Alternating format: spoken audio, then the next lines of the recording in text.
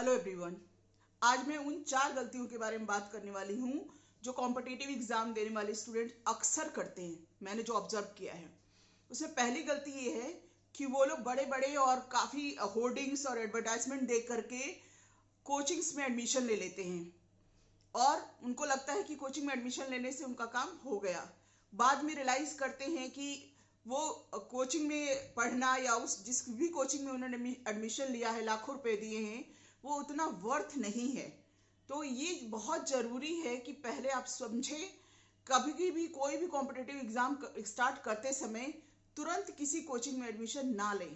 पहले आप एक बार अपना सेल्फ स्टडी करें, पूरे सिलेबस करिकुलम को अच्छे से समझें और एक बार अपने से प्रिपरेशन करें।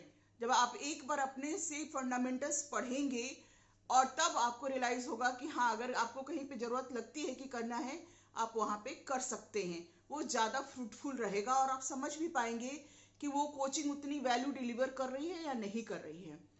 दूसरी जो गलती होती है वो ये होती है कि अक्सर जो कॉम्पिटिटिव एग्ज़ाम प्रिपेयर कर रहे होते हैं स्टूडेंट्स, वो पेरेंट्स के प्रेशर में, अपने पीयर ग्रुप के प्रेशर में या अपने फ्रेंड्स के प्रेशर में आकर के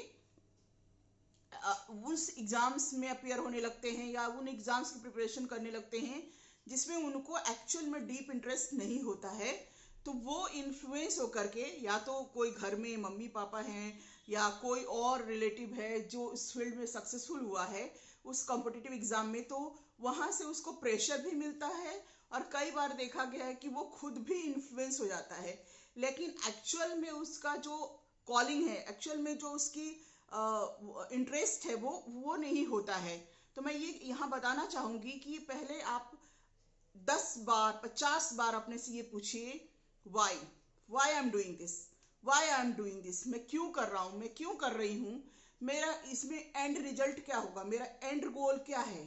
अगर जब बहुत बार ये क्वेश्चन वाई पूछेंगे ना, क्योंकि अधिकतर स्टूडेंट्स का जो मैंने देखा है, जितने लोगों स्टूडेंट से मेरा इंटरेक्शन है, उनका वाई क्लियर नहीं होता कि वो क्यों कर रहे हैं। बस क्या करना है, कैसे करना है, क्या करना है, कैसे करना है, यही सोचते रहते हैं।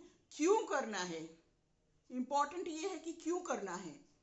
जब क्यों आपका क्लियर रहेगा ना, तो आप बहुत सारी समस्याओं से बच जाओगे।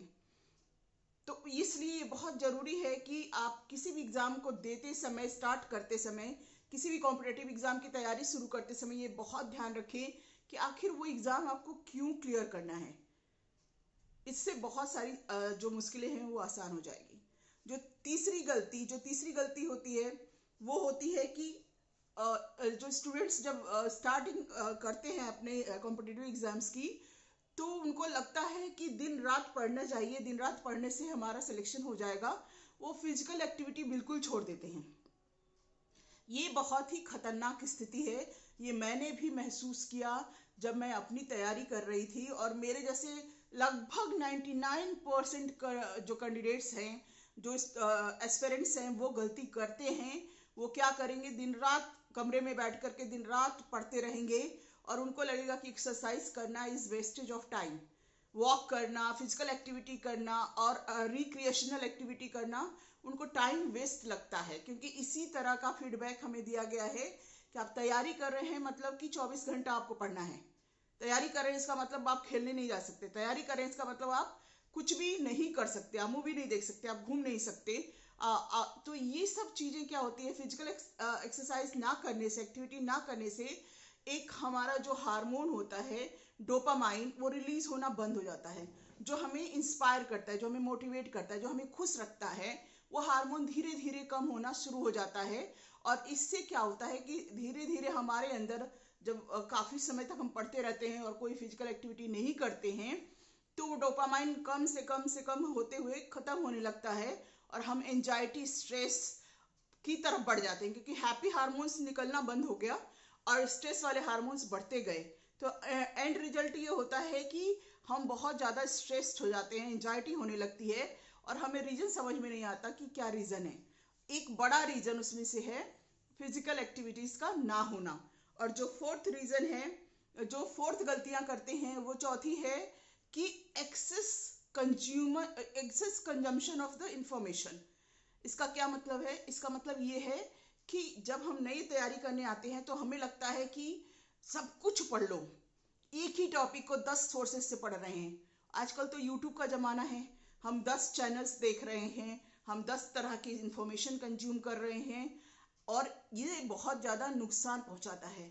क्योंकि उसमें होता क्या है कि ओवरफ्लो ऑफ इंफॉर्मेशन होने लगता है, और आप उसको सिंथेसाइज नहीं कर पाते, उसको ऑर्गेनाइज नहीं कर पाते, उसको रिक्रिएट नहीं कर पाते, जिसमें आपका टच होना चाहिए।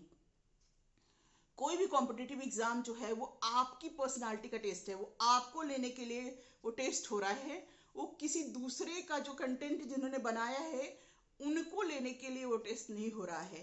तो अगर आप एज इट इज लेते रहेंगे, उसको रिक्रिएट नहीं करेंगे, उसको मॉडिफाई नहीं करेंगे, तो वो आपका नहीं हो सकता। और अगर आप सिर्फ लेते ही रहेंगे, लेते ही रहेंगे, लेते ही रहेंगे, तो आप कब टाइम आपको मिलेगा कि आप उस पर सोचें, उसको रिक्रिएट करें, उसको अपने एप्टीट्यूड और एटीट्यूड के हिसाब से उसको डेवलप करें। तो ये 4 जो गलतियां हैं वो अक्सर मैंने देखा है कि कॉम्पिटिटिव एग्जाम की तैयारी करने वाले कैंडिडेट्स करते हैं, जिसे कि अवॉइड करना चाहिए। Thank you so much for watching. Thank you.